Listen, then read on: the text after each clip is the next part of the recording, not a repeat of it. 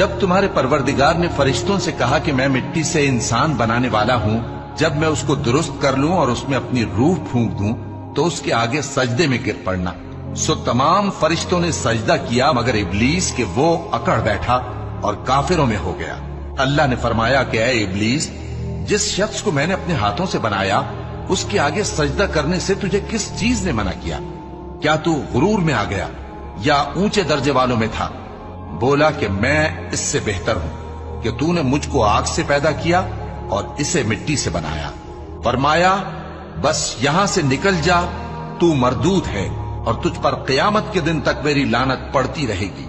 کہنے لگا کہ میرے پروردگار، اچھا تو مجھے اس روز تک کہ لوگ اٹھائے جائیں مہلت دے۔ فرمایا کہ تجھ کو مہلت دی جاتی ہے اس روز تک جس کا وقت مقرر ہے۔ کہنے لگا کہ مجھے تیری عزت کی قسم، میں ان سب کو بہکاتا رہوں گا۔